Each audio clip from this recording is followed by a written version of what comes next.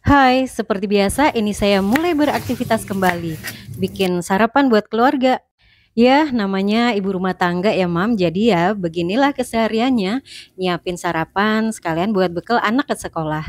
Kadang ada bosannya juga sih, ada magernya juga, tapi gak apa-apa, demi keluarga harus tetap semangat. Selain itu, kalau masak sendiri merasa lebih terjamin gitu loh, Mam. Baik bahannya, kebersihannya, gitu-gitu sih, Mam. Soalnya kalau lihat di TikTok gitu ya, ada beberapa pedagang yang ngawur gitu loh. Packagingnya bersih sih, tapi ternyata jorok banget. Ada yang bahannya gak sehat banget. Gitu-gitu sih yang bikin miris. Nah, ditinggal ngobrol sampai cumi saya matang sendiri, Mam. Ini tadi saya bikin cumi goreng pakai tepung ayam ya, Mam. Bisa pakai tepung ayam sasa, sajiku, pokoknya yang gitu-gitu dah. Ini enak banget, gurih dan crunchy.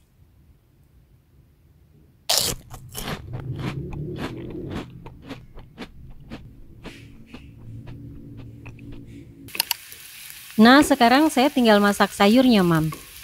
Ini saya lagi tumis bumbunya, ada bawang merah, bawang putih, dan saya tambahin sedikit lengkuas ya, Mam, biar agak beda aja sih rasanya. Biasanya kan kalau tumisan saya pakai sauri saus tiram ya, tapi hari ini pakai lengkuas. Dan sayurnya saya cuman pakai wortel dan kol ya, Mam. Ini udah lama di kulkas sih, jadi biar nggak keburu busuk, jadi saya masak aja dulu. Itu juga saya tambahin cabai utuh biar nggak terlalu pedas.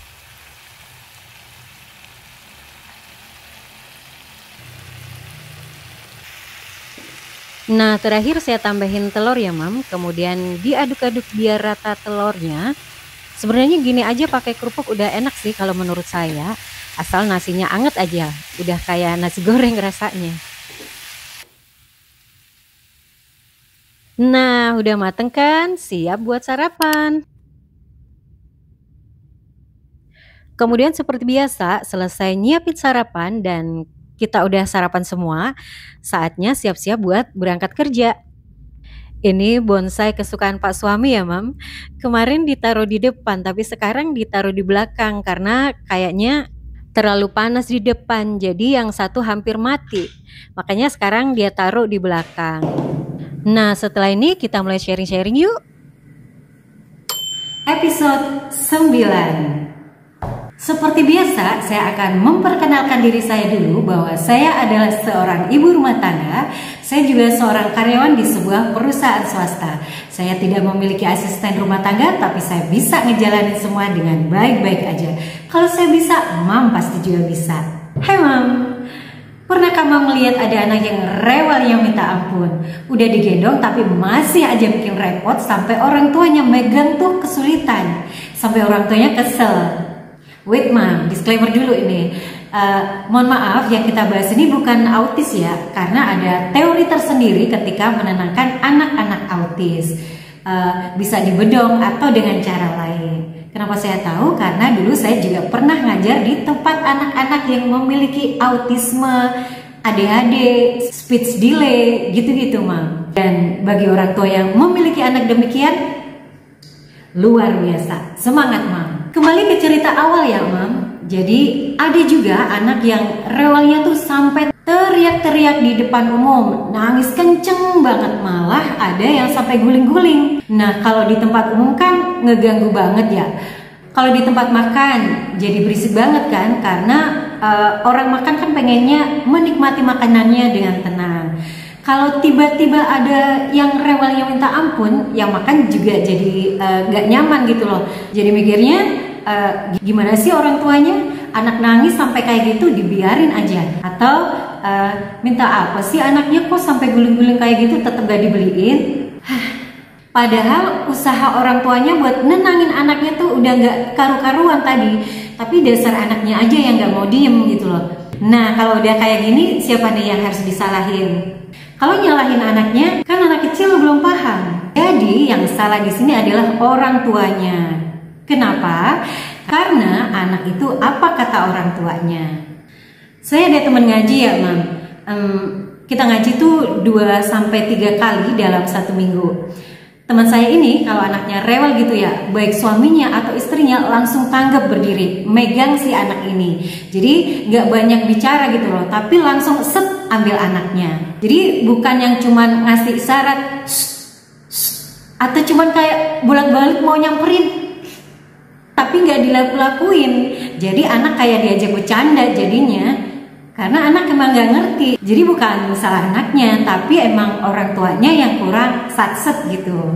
Kalau kata ayah Edi, beliau adalah seorang pemerhati tumbuh kembang anak. Anak itu nggak bisa diginiin. Halah, ntar kalau udah gede juga ngerti sendiri. Nah, siapa nih yang mikirnya masih kayak gini? Ini salah, Mam.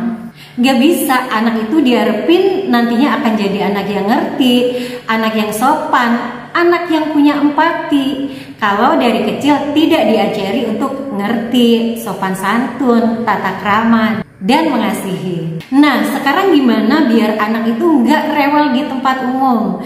Maksudnya rewel yang bisa bikin malu orang tuanya gitu ya. Dulu ketika anak-anak saya masih kecil, kalau rewel tanpa babi bu saya langsung cubit. Saya nggak banyak bicara, langsung cubit. Dan anak ini langsung diem karena malu gitu, Mam. Nggak ngerengek lagi, nggak berani ganggu lagi gitu loh kalau ada tamu. Ketika beli sesuatu, anak rewel minta ini, minta itu sambil nangis. Langsung kasih pemahaman. Misal gini, sekarang nggak bisa beli dua ya, belinya satu dulu. Yang satu dibelinya antaran. Jadi mau yang mana dulu nih? Kalau dia ngotot mau dua, ya udah nggak usah beli, langsung ajak pergi. Dia nangis biarin, jangan diladenin. Masa kita kalah sama anak? Itu mah. Pokoknya kalau sama anak harus ditegesin. Dari situ anak mulai belajar memahami kalau minta sesuatu pasti bolehnya satu dulu. Dan serewel apapun tetap mamanya nggak mau beliin. Jadi dia nggak akan ambil sikap rewel yang berlebihan. Trust me, karena dulu saya juga begitu ke anak-anak saya. Ada lagi yang udah tingkat dewa nih cara ngerecokin orang tuanya. Dia nih pandai banget ngibulin orang tuanya kalau mau minta duit. Karena dia udah tahu kelemahan mamanya. Dia udah bisa baca kelemahan orang tuanya.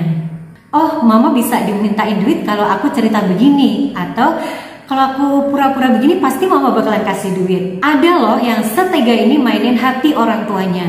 Bikin orang tuanya selalu repot, kepikiran, cemas, sedih. Kan kasihan, mau sampai kapan kayak gitu terus gitu loh. Sedangkan usia kita kan terbatas ya, gak selamanya bisa selalu jagain anak, ngelindungin. Pokoknya jadi garda terdepan dah buat anak. Selama orang tua masih ada, dia masih aman. Nah, kalau udah gak ada, apa gak malah kasihan?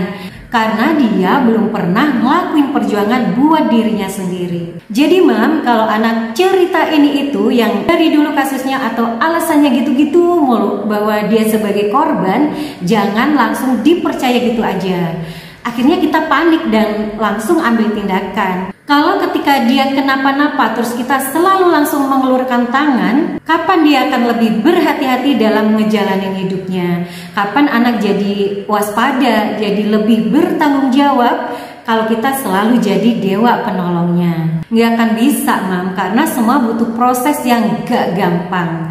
Kalau ada perasaan gak tega, iya emang gak tega, tapi biar anak ada proses berpikirnya.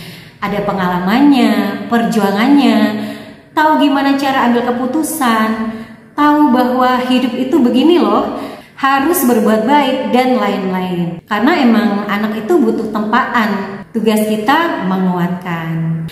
Nah gitu ya Mam, sharing dari saya. Semoga bermanfaat.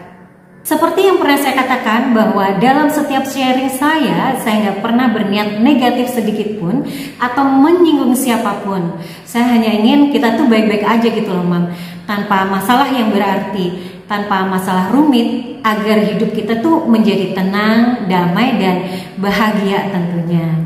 Yuk kita perbaiki hal-hal yang perlu diperbaiki sebelum akhirnya menjadi semakin rumit. See you Mam.